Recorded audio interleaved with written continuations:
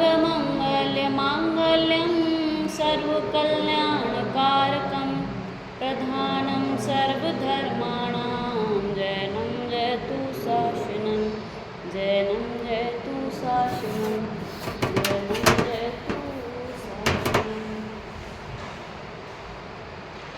सीमंदर पूजन में हमने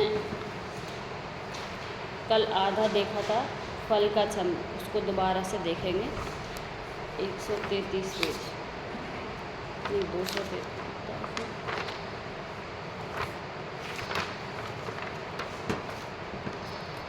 कितना पेज था ऐसा 123 फल का छंद फल का छंद पढ़ते हैं।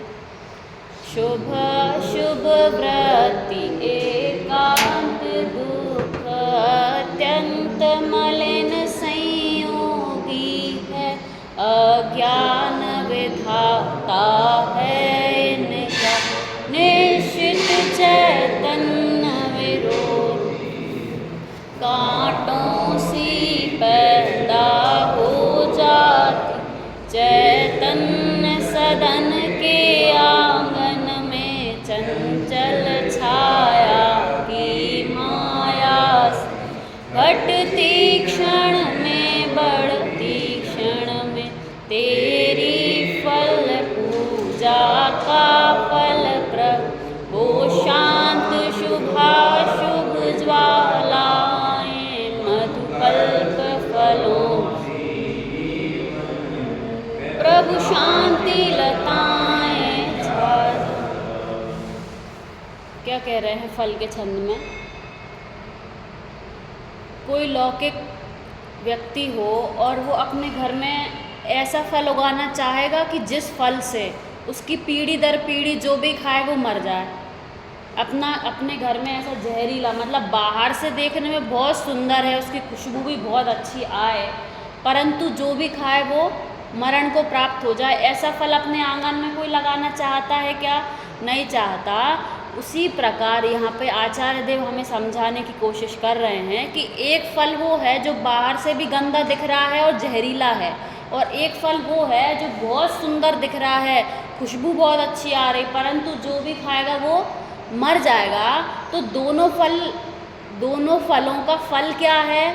मृत्यु है। परंतु ऊपर से देखने में मात्र अंतर कितना दिखाई दे रहा है कि एक सुंदर दिख रहा है और एक बुरा दिख रहा है। ऐसे ही जो पुण्य है और पाप है, पुण्य और पाप में मात्र ऊपर से देखने का फर्क है। पुण्य के फल में जीव के संयोग अच्छे दिखाई देते हैं अपन को, और पाप का उदय हो तो बुरे संयोग दिखाई देंगे। लेकिन पुण्य हो या पाप हो, दोनों ही किसका कारण है? दोनों संसार का कारण। एक बात पढ़ के बताती हूँ क्या लिखा। ताते सिर पर सिल पड़े, नाम हृदय से जाए, बलिहारी ता पाप की पल पल देय रटाए। थोड़ा कुछ समझ में आया होगा क्या कह रहे हैं? ताके सिर पर सिल पड़े, मतलब जब पुण्य का उदय होता है ना जीव को, तो उसको कुछ सुध नहीं रहती। क्या सुध नहीं रहती? कि नाम हृदय से जाए, भगवान का नाम उसके मन में बार बार आएगा क्या? भगवान की याद आएगी क्या पुण्य के उदय में? अरे बलिहारी उस पाप का उदय होता है तो कम से कम जीव को भगवान तो याद आते हैं। तो इस दृष्टि से देखें तो कम से कम पाप का उदय उस पुण्य से क्या है? अच्छा है। पुण्य को पाप का ही बीज कहा है। क्या कहा मैंने? पुण्य को पाप का ही बीज। परमात्मा प्रकाश में एक गाथा है, उसका भावार्थ क्या है कि पुण्य के उदय से जीव को क्या मिलता है? वैभव मिलता है। क्या बोला? पुण्य के उदय से जीव को वैभव मिला, और उस वैभव में जीव को, उस वैभव में क्या होगा? मोह होगा। अब वैभव के कारण क्या हुआ? मोह हुआ, और मोह से पाप बंद हुआ। तो समझ में आया चेन? क्या कि पुण्य के उदय से वैभव मिला, वैभव से मोह होगा, मोह से पाप का बंद हुआ। तो इस तरह देखें कि जो पुण्य है वो किसका बीज है? पाप का ही बीज है, दोनों में कोई अंतर नहीं है। योगसार में भी गाथा लिखी है, हर पाप को सारा जगत ही बोलता यह पाप है, पर कोई विरला बुध कहे कि पुण्य भी तो पाप है। दुनिया में सभी जीव क्रोधादि परिणामों को तो जगत बुरा कहता है, सब मिल जाएंगे अपन को कि क्रोध अच्छा नहीं है, क्रोध नहीं करना चाहिए, परंतु राग को कौन बुरा कहता है, पुण्य के उदय को कौन बुरा कहता है। विरले अपन को, विरले मतलब पुण्य के उदय से, महान पुण्य के उदय से ये बात सुनने समझने मिल रही है कि जो राग आदि परिणाम है जीव के, पुण्य परिणाम हैं, ये भी किसके कारण हैं, बंध के कारण हैं। अपन ने देखी ना भी गाथा योगसार की, एक और देखते हैं इसमें, एक और गाथा, एक तो अपन ने अभी 71वीं गाथा देखी, 72वीं क्या कहती है, लोह और सुवर्ण की बेड़ी में अंतर है नहीं। क्या कहा, एक बार और पढ़ के बताती हूँ, लोह और सुवर्ण की बेड़ी में अंतर है नहीं, शुभ अशुभ छोड़े ज्ञानी जन दोनों में अंतर है नहीं। बेड़ी चाहे लोहे की हो या स्वर्ण की हो, दोनों बांधने का काम करती हैं। तो जो ज्ञानी जन होते हैं, बुद्धिमान जन होते हैं, वो दोनों ही बेड़ी को कैसा मानते हैं, समान मानते हैं। आपको कोई कहे कि जीवन भर आपको सोने की बेड़ी से बांध के रख दें, या चलो बेड़ी से नहीं बांधें परंतु पूरी सुख सुविधाएं दें और आपको कमरे में बंद कर दें, आप रहना चाहेंगे क्या, कि कोई नहीं रहना चाहेगा, क्योंकि बंधन अच्छी जगह पर हो या बुरी जगह पर हो, दोनों ही बंधनों ने जीव की स्वतंत्रता को क्या कर लिया, छीन लिया। ऐसे ही यहाँ पर कह रहे हैं, शुभ और अशुभ वृत्ति एकांत दुख अत्यंत मलिन संयोगी हैं। क्या विचार करना कि चाहे पुण्य का उदय हो या पाप का उदय हो, दोनों ही कैसे हैं, संयोगी भाव हैं, जीव के भाव नहीं हैं, कर्म के उदय से भाव हुए हैं। हम स्वाध्याय में बैठे हैं, शुभ परिणाम कर रहे हैं, ये किसका उदय है, कर्म का ही उदय है ना।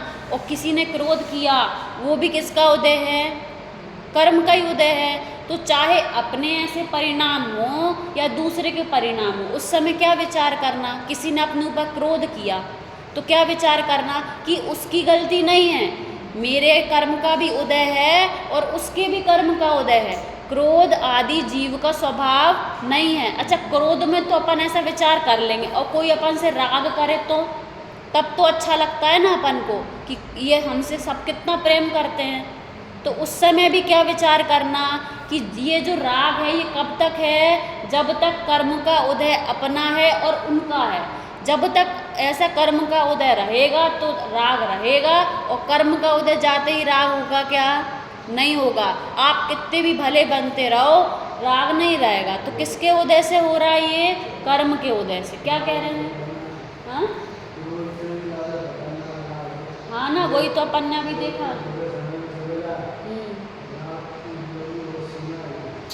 वही तो अपन ने अभी देखा कि पाप को तो सारा जगत पाप कहता है, लेकिन पुण्य को कोई पाप कहने वाला नहीं है। और पुण्य के उदय में जीव कैसा हो जाता है, बिल्कुल अंधा हो जाता है, भूल जाता है, जैसे नशे में रहता है ना, ऐसे ही पुण्य के उदय का नशा बहुत बुरा है। पुण्य के उदय में जीव भगवान को तक याद नहीं करता, ये भूल जाता है कि देवशास गुरु की कभी आराधना की होगी तो ये वैभव मिला है, इतनी शांति अनुकूलता मिली है। और पाप का उदय आते ही भगवान की याद आने लगती है फिर। तो कह रहे हैं कि पुण्य का उदय हो या पाप का उदय। और पता है जीव को पुण्य का उदय इतना अच्छा लगता है, मैं प्रवचन सुन रही थी, मैं करणान युक्त ज़्यादा नहीं जानती, परंतु पंडित जी उसमें बता रहे थे कि स्थावर में जीव कितना, स्थावर मतलब एक इंद्रिय, जल अग्नि वायु वनस्पति आदि, ये जो एक इंद्रिय जीव हैं, इनका काल कितना और त्रस पर्याय कितनी मुश्किल से जीव को मिली है, ये बता रहे थे उसमें कि मोक्ष मार्ग प्रकाशक में भी टोडरमल जी ने उदाहरण दिया है। जैसे कोई पत्थर को उछाले ऊपर, क्या पत्थर को उछाले तो वो ऊपर हवा में कितनी देर रहेगा, कितनी देर रहेगा, और ज़मीन पे कितनी देर रहेगा, कि जितना वो ज़मीन पे रह रहा है, जितनी उसमें वो स्थावर का काल समझो। और त्रस का काल मतलब 2 इंद्रिय, 3 इंद्रिय, 4 इंद्रिय, पंच इंद्रिय में संगी असंगी, इतना सा काल मात्र, जितना पत्थर ऊपर गया उतना सा समय मात्र, ये सभी पर्यायों में है। और हमने सुना है कि साधिक 2000 सागर, साधिक 2000 सागर के लिए स्थावर से जीव किस में आता है? त्रस में आता है। ये तो मैक्सिमम है। मिनिमम कितना है? अंतर्मूर्त। अंतर्मूर्त मतलब थोड़े से समय के लिए स्थावर से त्रस में आया और फिर दोबारा स्थावर में चला जाता है। उसमें भी ये बताया, बहुत समझने ना बिल्कुल वो लगा के, उपयोग लगा के, कि जो 2000 सागर के लिए जीव यहाँ पर आता है ना त्रस में, तो उस त्रस 2000 सागर का 2/3 भाग करो। 2/3 मतलब 1360 सागर, इतना तो काल जीव कहाँ रहता है? वैमानिक देवों में। 2000 में से 1360 सागर तो वैमानिक देवों में रहता है, और बचे 640 जो वर्ष है वो जीव के नरक निगोद आदि में जाते हैं। और बचा जो साधिक, उस साधिक केवल में जीव को 2 इंद्रिय, 3 इंद्रिय, 4 इंद्रिय, पंच इंद्रिय संगी, समझ में आया क्या बोला? और भवनिक त्रिकादि, मतलब ये देखें अपन इसमें कि 2000 में से 2 भाग उसका तो जीव का कहाँ पे? वैमानिक देवों में जा रहा है। मतलब कि पुण्य का उदय, मतलब अपन उसको अच्छा मानते हैं ना, तो 1360 वर्ष, 1360 सागर, इतनी मतलब 2000 में से इतना तो, इतने सागर जीव कहाँ पे रह सकता है? वैमानिक देवों में निकल जाता है इतना काल, तो हम उसको अच्छा मान रहे हैं जिस पुण्य के उदय को, वो तो सरलता से कितने जीवों को मिल जाता है। तो उसमें साधिक 2000 सागर में जो जितना साधिक बचा, उसमें जितना उतना मात्र काल है कि 2 इंद्रिय में, 3 इंद्रिय में, 4 इंद्रिय, पंच इंद्रिय, संगी असंगी, उसमें से भी मनुष्य पर्याय अपन लो तो कितनी कम दुर्लभता से अपन को मनुष्य पर्याय मिली है। 6 डाला में पढ़ते हैं ना, दुर्लभ लही ज्यों चिंतामणि त्यों पर्याय लही त्रस्तणी। जिस प्रकार समुद्र में चिंतामणि फेंकने के बाद मिलना दुर्लभ है उस चिंतामणि का, उसी प्रकार बड़ी दुर्लभता से अपन को ये मनुष्य पर्याय मिली है। तो आचार्य देव हमको समझाने की कोशिश कर रहे हैं कि इस दुर्लभ मनुष्य पर्याय को भी पाकर यदि जीव पुण्य को ही भला मानता रहेगा तो फिर अपना कल्याण कब करेगा? दुर्लभता से दुर्लभ जीव हैं ये जो बताने वाले हैं कि पुण्य भी किसके समान है? पाप के समान है। तो क्या कह रहे हैं यहाँ पे? किसकी बात चल रही है कि हे प्रभु, आपकी पूजन का फल मुझे ऐसा चाहिए कि द्रव्य स्वभाव तो मेरा शुद्ध है, परंतु पर्याय में जो पामरता पड़ी है, शुभाशुभ वृत्तियाँ पड़ी हैं, वो सब शांत होकर कैसी वृत्ति हो जाए? शुद्ध वृत्ति हो जाए। ऐसी पूजन का फल मुझे चाहिए। अर्थ देखते हैं इसका, क्या कह रहे हैं? शुभ शुभ अशुभ वृत्ति एकांत दुख अत्यंत मलिन संयोगी है। ये तो सबको समझ में आ गया कि पुण्य और पाप ये संयोगी भाव हैं, कर्म के उदय से होते हैं। अज्ञान विधाता है इनका, निश्चित चैतन्य विरोधी है। इनका विधाता, इनका जनक, इनका पिता कौन है? अज्ञान। अज्ञान के कारण ही पुण्य और पाप दोनों वृत्तियां होती हैं जीव की। कांटों सी पैदा हो जाती चैतन्य सदन के आंगन में, चंचल छाया की माया सी घटती क्षण में बढ़ती क्षण में। क्या कह रहे हैं? कल मैंने आंगन का वर्ड गूगल पे सर्च किया था। आंगन क्या होता है? पार्ट तो घर का ही होता है आंगन, परंतु जैसे अपने कमरे ऊपर से कवर होते हैं ना, ऐसे कवर नहीं होता, खुला होता है। आसमान खुला आसमान, वहाँ पे सब पेड़ पौधे लगाते हैं अपने आंगन में, तो आंगन उसे कहते हैं। तो क्या कह रहे हैं कि चैतन्य सदन के, सदन माने घर में, चैतन्य रूपी घर के आंगन में कांटों सी पैदा हो जाती। किस प्रकार? कांटों के समान है ये राग आदि परिणाम जीव के। तो क्या विचार करना? इनसे ऐसा भेद विज्ञान करना। कैसा? कि जैसे घर के आंगन में ओपन एरिया होता है, पेड़ पौधे वहाँ लगाते हैं, घर में नहीं होता, ऐसे ही जो राग आदि परिणाम है जीव की एक समय की पर्याय में हैं, जीव का स्वभाव नहीं है। क्या कह रहे हैं? कांटों सी पैदा हो जाती चैतन्य सदन के आंगन में, और कैसी हैं? चंचल छाया की माया सी, घटती क्षण में बढ़ती क्षण में। पुण्य पाप का उदय जीव का एक सा रहता है क्या? नहीं रहता। जिस समय पुण्य का उदय में अपनापन लगे, पाप के उदय में भी लगे कि ये कब जाएगा, तो ये लाइन विचार करने जैसी है कि जो पाप का उदय है वो भी एक समय बढ़ता है और एक समय कम होता है, सदैव एक सा नहीं रहता। और पुण्य का उदय भी, अभी जिस पुण्य के उदय में हम फूल रहे हैं कि घर दार बढ़िया है, अच्छा है, अरे एक क्षण नहीं लगता कि कोई भी चीज़ को। हम देखते हैं कि कोई जीव आज स्वस्थ है और आधे घंटे बाद उसकी खबर आ जाती है कि ऐसा ऐसा हो गया। इतने इतने वैराग्य के प्रसंग हैं। धूप के छंद में अपन ने कल देखा था कि भगवान आपने धूप से क्या सीख लिया कि नीचे जो अग्नि है, इस तरह संसार के सभी प्राणी दुखी हैं, और जो धुआं है वो क्या बता रहा है कि संसार के सभी प्राणी जो दुखी हैं, अपने आप को देह स्वरूपी मान रहे हैं, तो 84 लाख योनियों में उस तरह घूमते हैं जिस प्रकार ये धुआं है। तो सीखने के लिए हर छोटी छोटी वस्तु अपन को कुछ ना कुछ सिखा रही है, परंतु हम सीखना नहीं चाहते उनसे। कितने ही जीव ऐसे हैं, अपन देखते हैं ना कि लोगों को अपने सफ़ेद बाल देख के वैराग आ जाता है, अपने परिवार से किसी की मृत्यु आदि हो जाए वो देख के वैराग आ जाता है, परंतु हम विचार ही नहीं करते। वैराग के कितने प्रसंग अपने आसपास होते हैं, परंतु अपन को इस संसार में ही सुख लग रहा है तो हम उनसे सीखने ही नहीं चाहते। क्या कह रहे हैं? चंचल छाया की माया सी, घटती क्षण में बढ़ती क्षण में। कभी पुण्य का उदय बढ़ता दिखाई देता है, कभी कम होता दिखाई देता है। क्यों? क्योंकि ये जीव के अधीन नहीं है, ये कर्म के अधीन है। किसके अधीन है? कर्म के अधीन है। फिर देखते हैं आगे क्या लिखा। तेरी फल पूजा का फल प्रभु हो शांत शुभाशुभ ज्वालाएं, मधुकल्प फलों सी जीवन में प्रभु शांति लताएं। क्या कह रहे हैं कि जो ये जो रागादि परिणाम है, इनको ऊपर कांटों से कह के आया गया ना, तो कांटे नहीं चाहिए तो क्या चाहिए? अब मधुर फल चाहिए। कौन सा मधुर फल चाहिए? कि हे प्रभु आपकी पूजा का फल ऐसा चाहिए हो शांत शुभाशुभ ज्वालाएं। क्या कौन सी शुभाशुभ ज्वालाएं? ये पुण्य और पाप रूपी ज्वालाएं हैं, ये शांत हो जाएं और मैं अपने में अपने शुद्ध स्वभाव आत्मा में रम जाऊं। मधुकल्प फलों सी जीवन में प्रभु शांति लताएं छा जाएं। लताएं मतलब क्या होता है? पेड़ की लताएं, बेलें। तो ऐसी बेलें चाहिए अब जिन पे कौन सा फल लगे? मधुर फल लगे। ऐसी शांति मुझे चाहिए।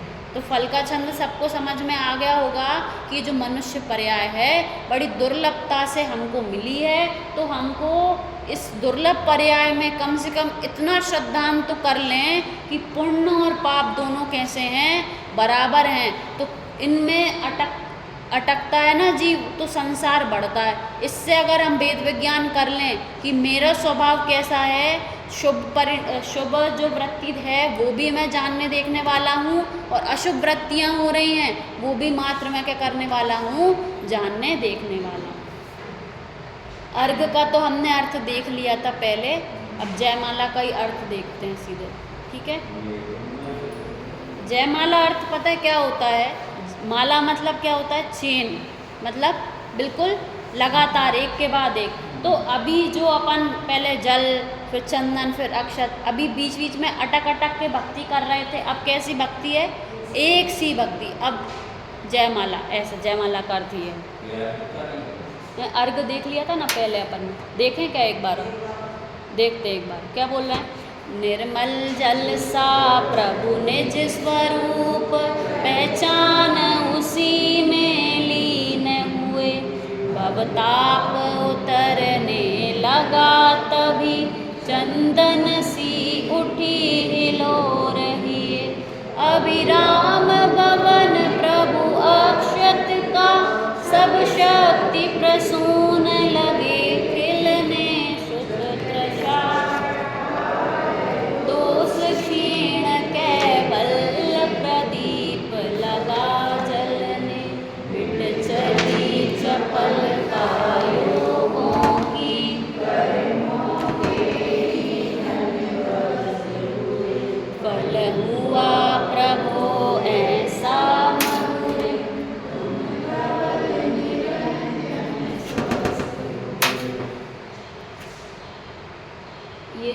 समंदर, ये जो तत्व ज्ञान है, जो भाग जितने भी भाग हैं उन सब की कल्पना दीदी है ना, उन्होंने उसका पूरा अर्थ लिखा है, उसको कहते हैं विवेचन। जैसे आप देखेंगे यहाँ पे तत्व ज्ञान विवेचन मिल जाएगी, मतलब यदि अपन को कोई भाग समझ में नहीं आ रहा तो उसका पूरा डिटेल में अर्थ दिया है। तो ये PDF से मैं आपको अर्घ का उन्होंने जो अर्थ लिखा है वो पढ़ के बता दे रही, ठीक है। क्या लिखा देखो, इस छंद में अष्टद्रव्यमय अर्घ से भगवान की पूजन करने के बहाने सम्यक दर्शन से लेकर सिद्ध दशा पर्यंत समस्त शुद्ध दशाओं के व्यक्त होने की प्रक्रिया बताई गई है। मतलब इसमें पूरे 8 छंद, एक सारे 8 छंदों का वो बताया कि सम्यक दर्शन से लेके सिद्ध दशा तक कैसी प्रक्रिया है। ये प्रभु आप निर्मल जल के समान परम पवित्र अपने ज्ञानानंद स्वभाव को अपनत्व रूप से पहचान कर उसी में लीन हो गए। जैसे जो बोला ना, निर्मल जल सा प्रभु निस्वरूप, पहचान उसी में लीन हुए। जिस प्रकार जल कैसा है, निर्मल है, तो आपने अपने निर्मल स्वभाव को जानकर आप किस में लीन हो गए हैं, अपने स्वभाव में लीन हो गए। ये जल की चर्चा है।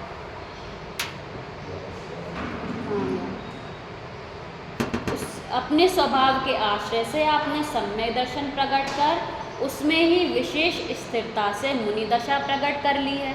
क्या कह रहे हैं, मुनि दशा कब प्रकट हुई, जब सम्यक्त्व होता है, फिर इसके बाद मुनि दशा आई, जिससे संसार रूपी ताप उतरने लगा, कषाय नष्ट होने लगी और चंदन के समान शीतल लहरें हृदय में उत्पन्न हो गई। समझ में आ गई, यहाँ पे चंदन सी उठी, हिलो रही है। मतलब क्या लिखा है कि जब स्वरूप में जब एक बार सम्यक्त होता है, अपने स्वरूप का भान होता है, तो बाकी धीरे धीरे अभी अनंतानुबंधी गई तो प्रत्याख्यान अप्रत्याख्यान आदि कषाय भी धीरे धीरे क्या होने लगती हैं, कम होने लगती हैं। तो भवताप उतरने लगा तभी, और चंदन सी उठी हिलोर ही, चंदन जैसी ठंडी हवाएं चलने लगी। माने क्या आ गई, मुनि दशा आ गई।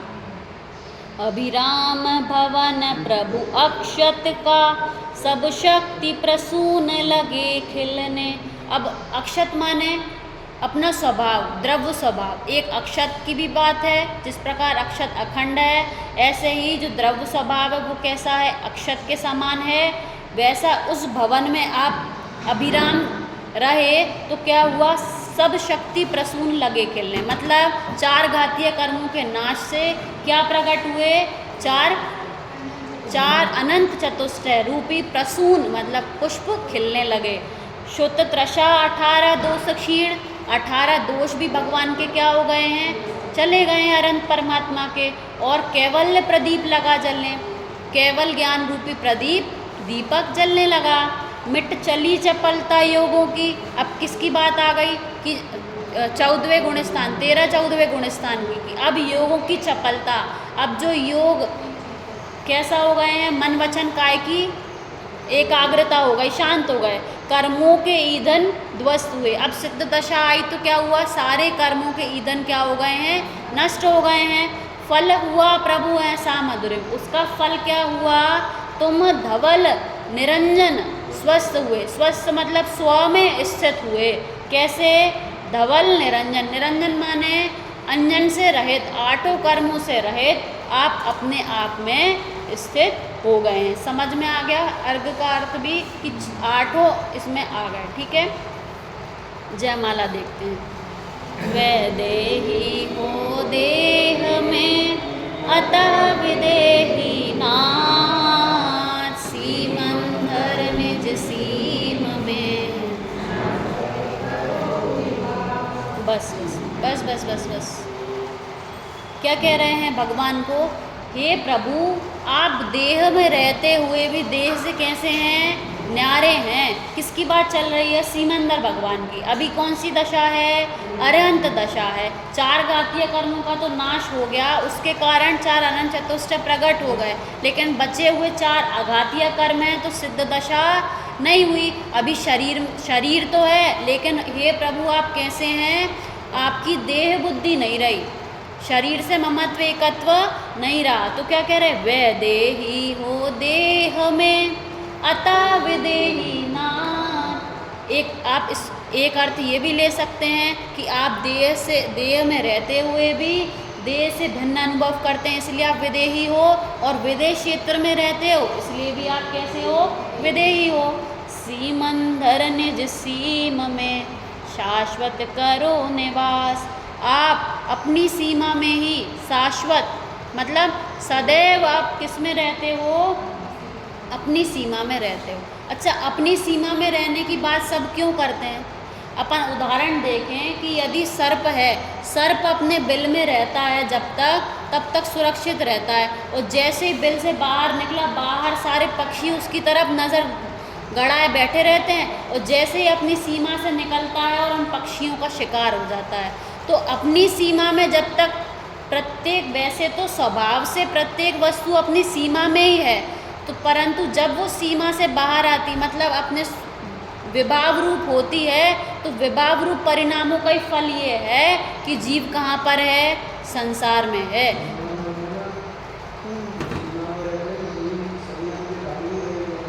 हाँ, संयमी किसे कहते हैं? कि जो अपनी सीमा में रहे। तो सीमा में रहने का बहुत बड़ा फल है, इसलिए तो कह रहे हैं कि सीमंदर भगवान आप शाश्वत किस में रहते हो, हमेशा किस में रहते हो, कि अपनी सीमा में रहते हो। श्री जिन पूर्व विदेह में विद्यमान अरहन, वीतराग सर्वज्ञ श्री सीमंदर भगवान। सरल है कि श्री जिन पूर्व विदेह में, विदेह के पूर्व भाग में अभी सीमंदर भगवान विद्यमान हैं अभी भी। वीतराग सर्वज्ञ श्री, हे प्रभु आप कैसे हो, वीतरागी हो मतलब आप किसी से राग द्वेष नहीं करते, और सर्वज्ञ मतलब सभी चीज़ें, भगवान वहाँ पे भी बैठे ना, तो अपन उनके ज्ञान में झलक रहे हैं, अभी भी झलक रहे हैं कि नहीं, कि हम उनकी पूजन कर रहे हैं, उनका गुणानुवाद कर रहे हैं। तो सर्वज्ञ हो सीमंदर भगवान, आप कैसे हो, वीतरागी सर्वज्ञ हो। 2 लाइन का और अर्थ देखते हैं फिर खत्म करेंगे। स्वामी सीमंदर तुम हो असीम आनंद रूप, अपनी सीमा में फिर भी हो। कितना अच्छा विरोधाभासी अलंकार का उपयोग किया है। क्या कह रहे हैं कि हे प्रभु आप अपनी सीमा में कैसे हो, सीमित हो, फिर भी त्रैलोक के भूप हो। भूप मतलब राजा, तीनों लोगों के राजा हो। तीनों लोगों के राजा किसके कारण से बने, कि अपनी सीमा में रहने से। जो भी राजा अपनी सीमा को क्रॉस करके दूसरे की सीमा में जाना चाहता है तो वो क्या होता है, मरण को ही प्राप्त होता है। परंतु क्या कह रहे हैं कि आपने तीनों लोगों को किससे जीत लिया, अपनी सीमा में रह के तीनों लोगों को जीत लिया। हे ज्ञान स्वभावी सीमंदर तुम हो असीम, आपका नाम भले ही सीमंदर हो, सीमंदर है सीमा को रखे हुए, लेकिन आपने कितना आनंद को भोग रहे हो, आप असीम आनंद को भोग रहे हो। अपनी सीमा में सीमित हो, अपनी सीमा में रह कर भी तीनों लोगों के आप कैसे हो, राजा हो। बाकी की चर्चा क्या है वो अपन